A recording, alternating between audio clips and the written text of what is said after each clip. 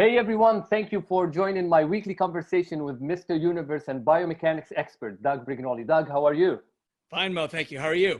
I'm very good, thank you.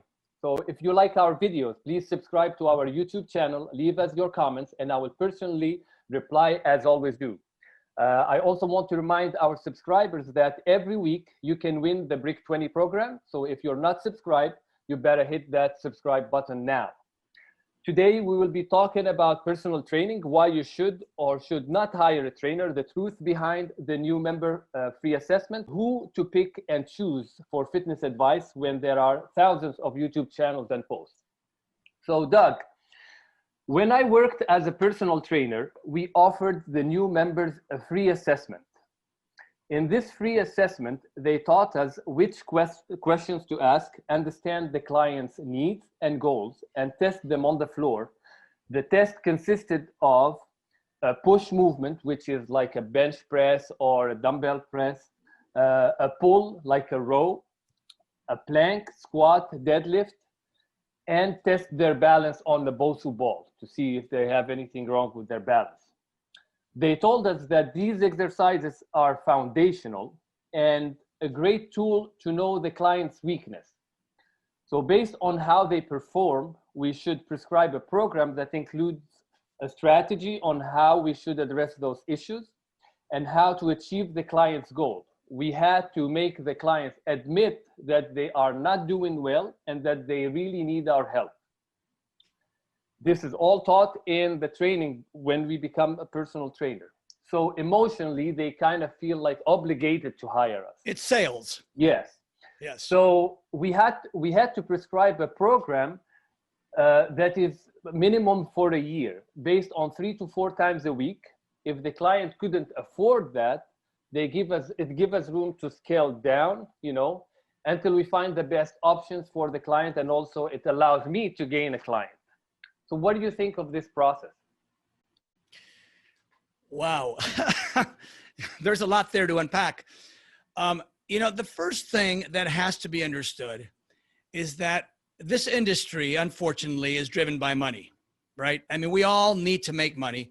We all need to pay our rent. We all need to buy food. We all need to make our car payment, etc.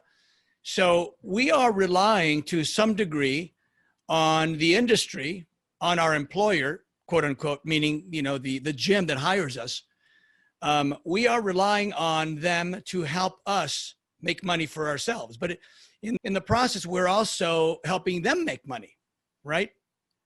The truth is that they care more about their money, their income, than they do about you and your income. And they're not disconnected. In other words, they realize that in order for them to make money, you have to make money too.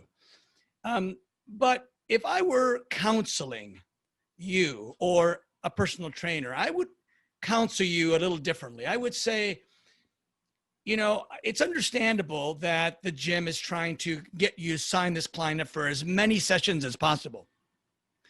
But there's a lot of tricks in there, and I feel very bad for the client because they're sort of falling victim to it. I had a gym for 11 years, and I would periodically go to other gyms and see what their sales pitch was. And they would do a similar thing. They would pretend that I was a potential member, and they would walk me around, and they first, before I even did the tour of the gym, they would have me fill out a questionnaire. Well, the questionnaire is a setup. The questionnaire are things that they will then use to then hook you and make you feel guilty. And so they would say, how long have you been thinking about working out? Yes. Do you have a high stress job? Do you this, do you that? So then later after the tour, they would say, well, it says right here that you have a high stress job. So clearly you need to de-stress, right? It says you've been thinking about working out for 2 years. What are you going to do? Wait another year? What's going to happen between now and then? You're just going to get more fat, right? So, look, I think that as trainers, we have to do more than just hook their income, hook their money, and more than just, teach them exercise or make them think they're learning exercise. We need to be a counselor. We need to be a friend. We need to be an advisor. And one of the things that we need to advise them is that you're good no matter what. You can be better, but you're good no matter what. And part of the assessment is a way of getting them to see that they're not good enough. right? This is sort of a setup. They will say, you know, here's where you fall into the standard, the average. You know, you only held the plank for 13 seconds. The average is 35 seconds, right? Oh God, right? So not only that, but these exercises are often themselves dangerous to begin with. There's also a psychological component. And the psychological component is that we want everyone to enjoy exercise. And exercise, in order to be effective, has to be slightly more challenging than what you're accustomed to.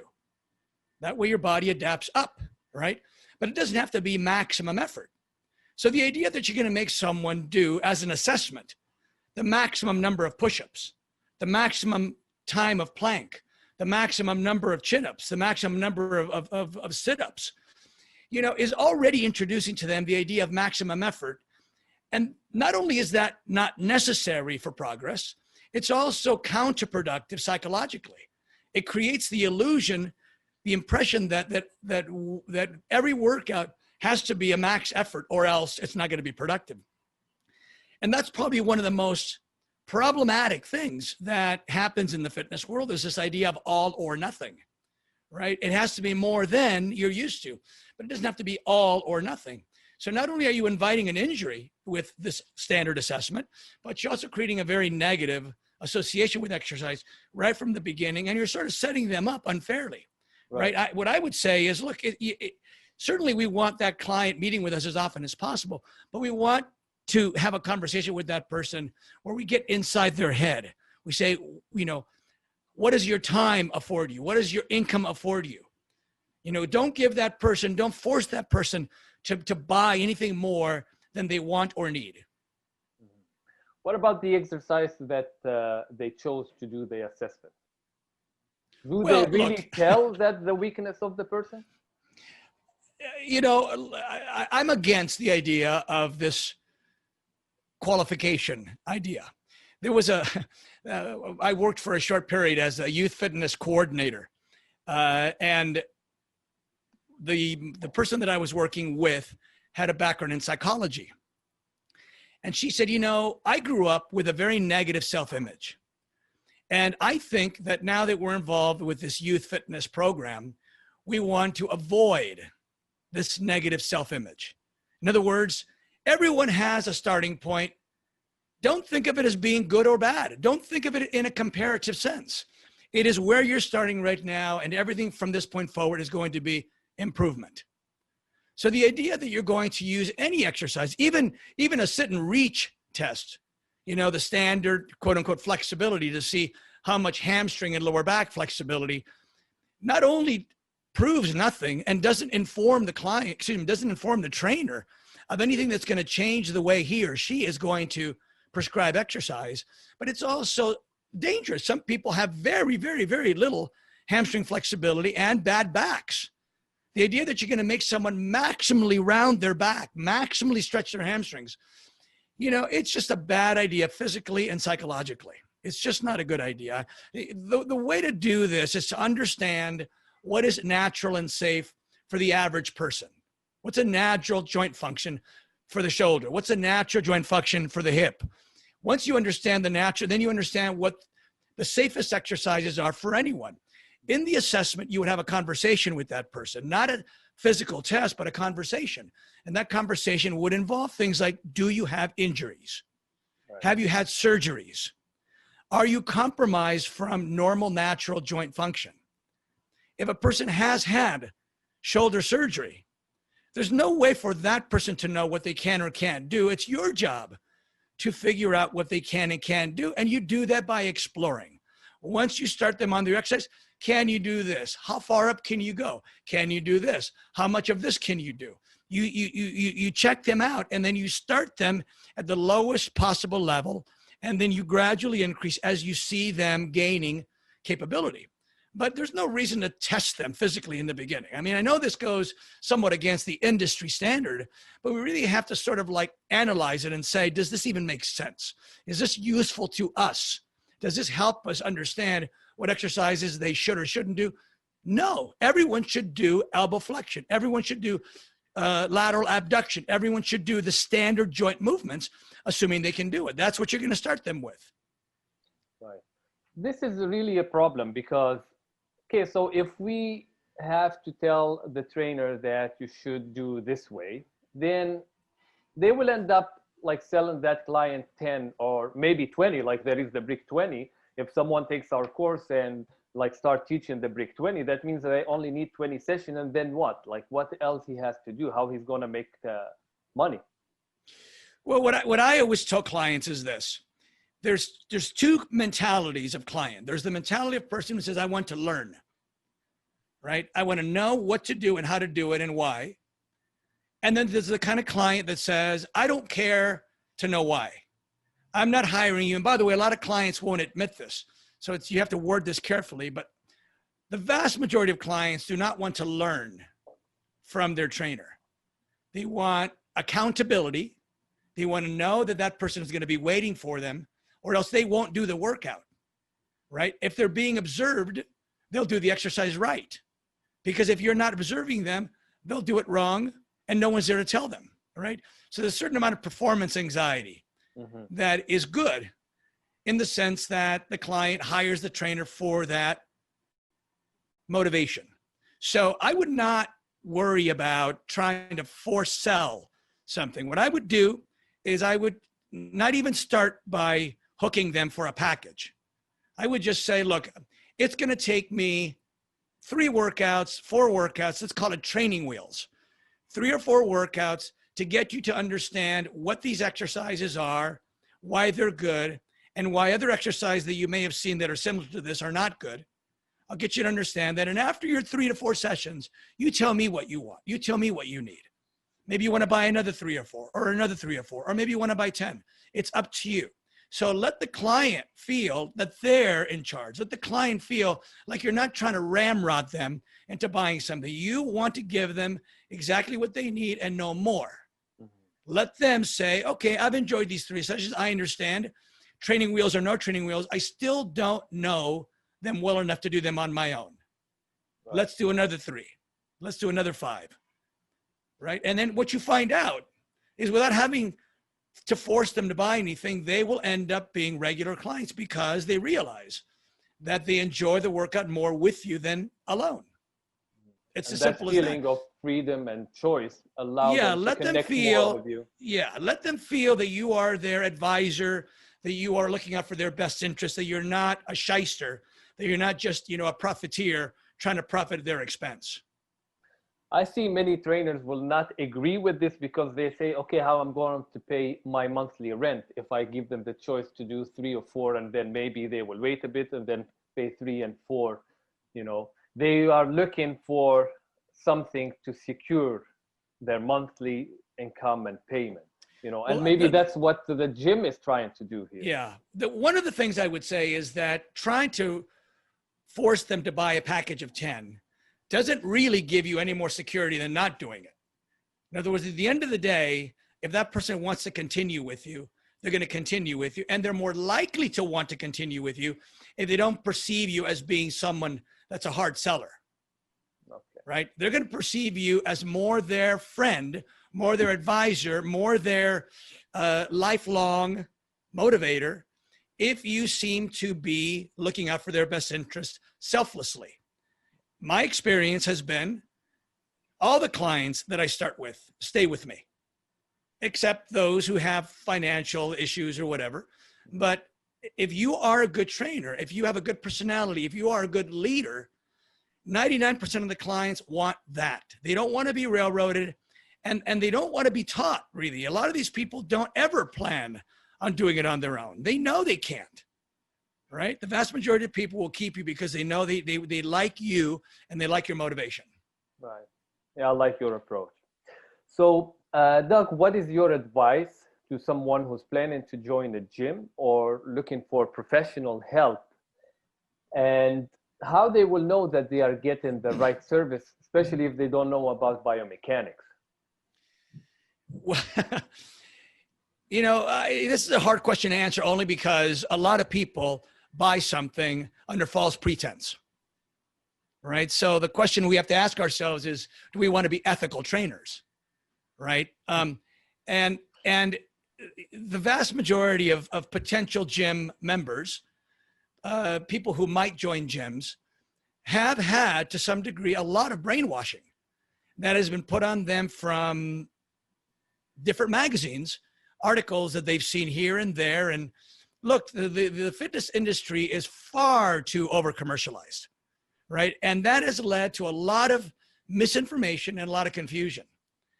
If I have the opportunity to meet with a client, it's my job to inform them of where they've been misled. This is why it's important for our trainers who are certified with our program to understand that you're going to gain more trust from this client if you can convince them that you really understand what's wrong with the conventional wisdom and why this is better than trying to sell them the conventional wisdom. This sets you apart. This makes you better. Right. Here's another question that is for those who cannot afford the trainer. The first reflex that they will do is go online and try to search for a program. Now, when you go online and you look on YouTube, you will find thousands of programs, you know. Yeah. How you will know which one you choose to listen to, you know, based on what? Like, especially if you see people who have great bodies and you see that they have thousands of followers, you know, but you know that some of the things that they are saying are not really true. Like, you can have a six-pack in like 30 days. You can change the peak of your biceps. You can make your, you know, which these things you'll never hear here in this platform. Well, look, that question is an impossible question to answer. It really is. You know, there's no way for someone to know. There's just no way unless they're exposed to what we teach. Right. The people who have bought my book and the people who have taken the online course have said, I finally realize what's true and why. I wish I had seen this 30 years ago. In other words, for 30 years, they were misled. Why?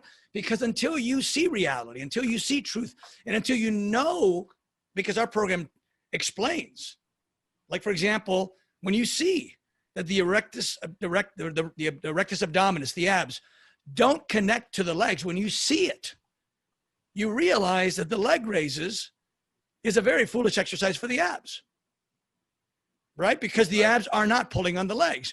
But until you see it, until you're taught either by us or someone else who knows that fact, you will believe what the industry, if you get online and you Google search something like, you know, best lower ab exercises, you will find hundreds of thousands of videos and articles about leg raises.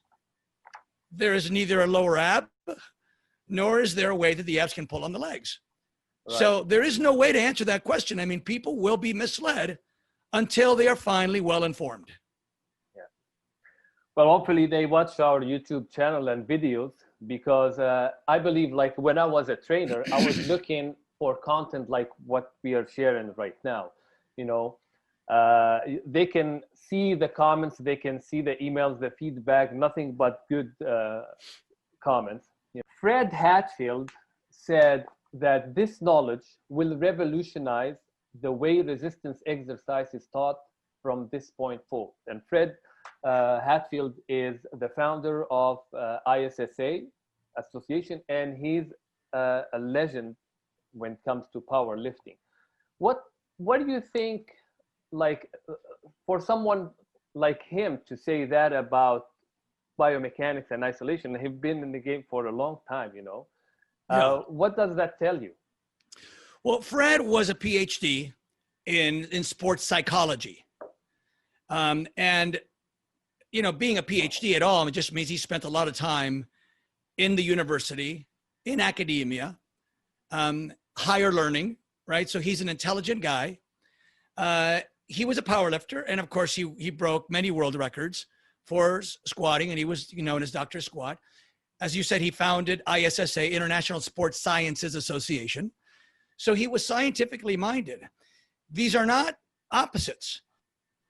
You can be a powerlifter and understand that powerlifting is this and resistance exercise is that.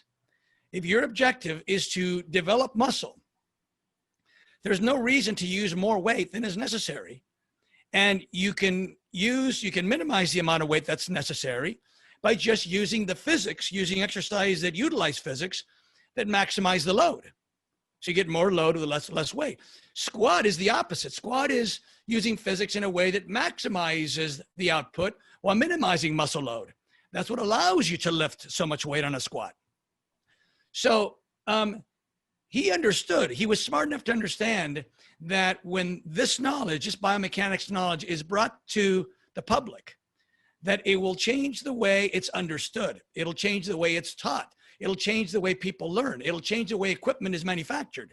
It'll change the way gyms equip their gyms, right? It'll buy in terms of what they buy. Once this information gets out there and you realize what's worth buying and what's not worth buying, what's worth doing and what's not worth doing, or, you know, look, if you understand that, let's just say, for example, that you're going to get half as much load on your triceps by doing parallel bar dips as you would by doing flat bench, tricep extension, skull crushers, and you still want to do dips, that's okay. We're not saying don't do dips. We're just saying just know that this one costs more energy and delivers half the load to the triceps. If you're using that as a tricep exercise, that's not an efficient investment. You're paying more than you're getting. That's all. It's up to you how you use the information, but you should know the information.